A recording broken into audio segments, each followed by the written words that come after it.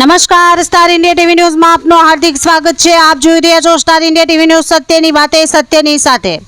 ઝાલોદ તાલુકાના સામાજિક આગેવાન વિક્રમ ડામોર દ્વારા સરપંચની ચૂંટણીમાં સરકારી નોકરી કરતા વ્યક્તિ દ્વારા પ્રચાર કરવાના આક્ષેપ। હું છું વિક્રમ ડામોર।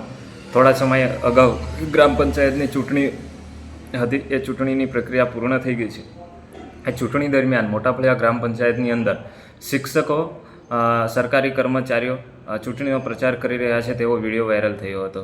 એ વિડીયોની અંદર જે વજુભાઈ ભલાભાઈ ડામોર દેખાઈ રહ્યા છે, એ વજુભાઈ ભલાભાઈ ડામોર MPSW છે, પોતે એક સરકારી કર્મચારી છે। અને બીજો વ્યક્તિ છે બાબુભાઈ મસુભાઈ ડામોર, તે પણ પ્રાથમિક શિક્ષક છે, તે પણ સરકારી કર્મચારી છે। આ બંને લોકો સરકારના નિયમોને નેવે મૂકી અને ચૂંટણીનો પ્રચાર કરી રહ્યા હતા। ગામની અંદર ઘરે ઘરે જઈને પણ પ્રચાર કર્યો છે, આ લોકો નાઇટમાં પ્રચાર કર્યો છે અને ટેલિફોનિક પણ લોકોને પ્રચાર કર્યો છે। આ બંને લોકોને કોઈ પણ કાયદાકીય ડર નથી।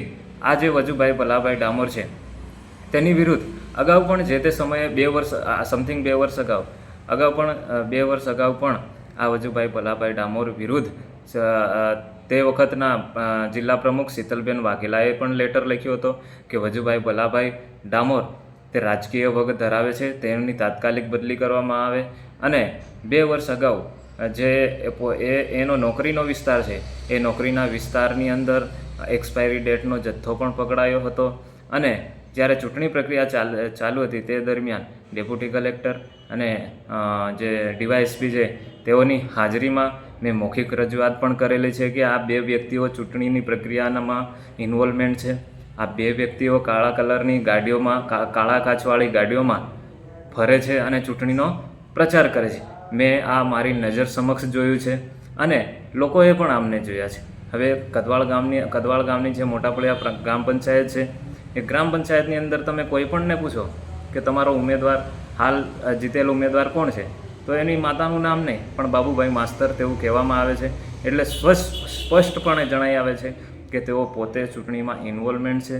અને આ જે વજુભાઈ ભલાભાઈ ડામોર છે તેઓ પૂરેપૂરી રીતે આ ચૂંટણી પ્રક્રિયાની અંદર ઇન્વોલ્વ હતા તેવી મેં એમના એમઓને રજૂઆત કરી છે, લેખિત રજૂઆત કરી છે અને તમામ વસ્તુ તેની અંદર દર્શાવી પણ છે।